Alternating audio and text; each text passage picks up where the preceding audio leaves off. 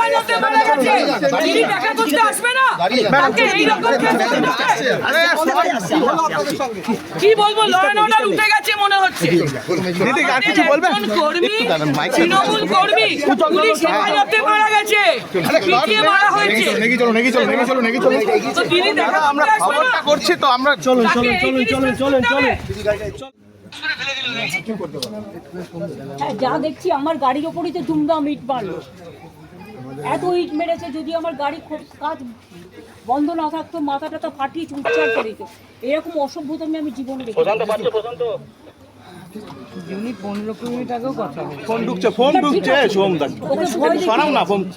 সবাইকে ভয় দেখিয়ে পুলিশ থেকে আমরা যেখানেই যাচ্ছি, এমএলএ এসে ভয় দেখিয়ে গেছে এবং পুলিশ এসে এখানকার আইসি এসে ভয় দেখিয়ে গেছে। আমি সব শুনেছি, আমার সাথে কথা হয়েছে, আমরা এই ঘটনার নিন্দা করছি। জানেন আপনি দাদা, এই ঘটনার আমরা নিন্দা করছি এবং এই ঘটনা নিয়ে যতদূর যেতে হয় আমরা আপনারা ভালো থাকুন। আপনাদের যদি কোনো রকম প্রয়োজন হয়, আমরা আইন থেকে শুরু করে সব ব্যাপারে আপনাদের সহযোগিতা করব। সুপ্রিম কোর্টে যাবেন?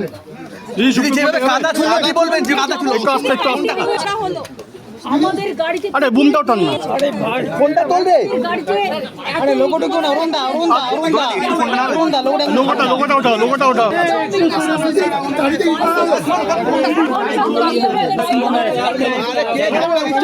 বিজেপিকে জোর করে হ্যাঁ ঘোড়াটাকে ঠেলা মেরো না কেন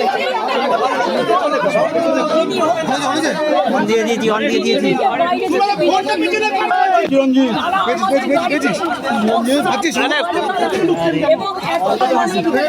আরে ভাই ধর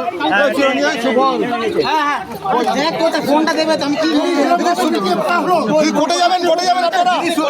এটা সরাও না, তোমরা দলীয় ভাবে মুভমেন্ট করবে।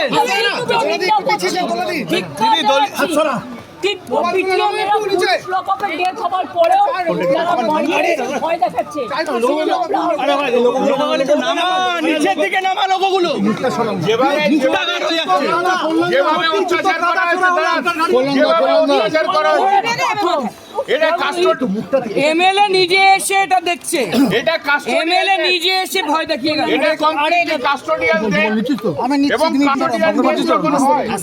তখন তার বিচার হবে। তাতে বাড়ির লোককে ভয় দেখিয়ে রেখেও এই বিচার ব্যবস্থা থেকে আমাদের সরিয়ে রাখতে পারবে না। আমরা দেখবো, আমরা করবো। মমতাদি আছে, আমরা আছি। আজকে ওদেরকে যেভাবে ভয় দেখিয়ে বাড়ির ভেতর ঢুকিয়ে রাখা হচ্ছে, তা বাংলার মানুষ কেন, ভারতবর্ষের মানুষ দেখবে বিচার ব্যবস্থা কি। এবং এই বিচার ব্যবস্থায় এই আইসি থেকে আরম্ভ করে তাদের শাস্তি হবে। আমরা ডিজি এবং সিপি ইমিডিয়েটলি আমরা রেজিগনেশন চাই। ডিজি এবং সিপির রেজিগনেশন চাই, কারণ ডিজি এবং সিপির নির্দেশে রাত্রিবেলায় 2টোর সময় তুলে নিয়ে লেডিস হোস্টেলে নিয়ে গিয়ে একে পিটিয়ে মারা হয়েছে। আমরা এর বিচার চাই। তিনি এফআইআর নেম অ্যাকিউজ ছিল না। আমরা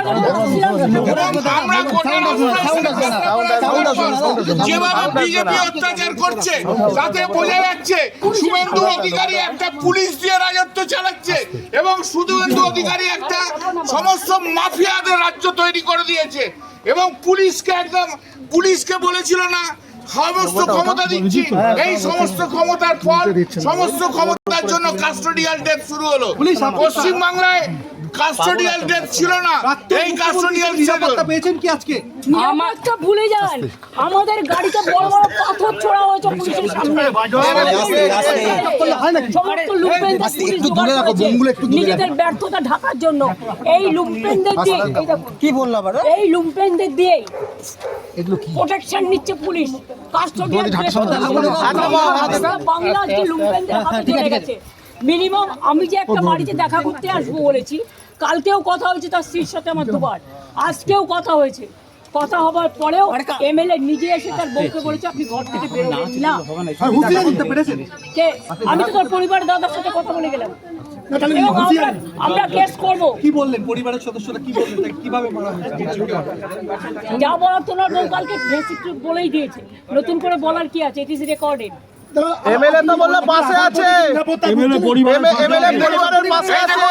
এই দেখুন লোকাল বিজেপি এমএলএ কিভাবে থার্ড ডিগ্রি দেওয়ার কথা বলছে। এই দেখুন থার্ড ডিগ্রি দিয়েছে পুলিশ। প্রাক্তন মুখ্যমন্ত্রী হিসেবে নিরাপত্তা আরে দেখুন আরে নিরাপত্তা ভুলে যান, আমার গাড়িতে বড় বড় মানে আমরা যেভাবে দেখলাম তাতে আমাদের মনে হয় পূর্ব পরিকল্পিত করেছে শুভেন্দু অধিকারী, একদম মারার চক্রান্ত করেছে। বাংলা থামবে না। মমতা বন্দ্যোপাধ্যায়ের গায়ে যদি হাত পড়ে গোটা পশ্চিম বাংলার জায়গা উঠবে।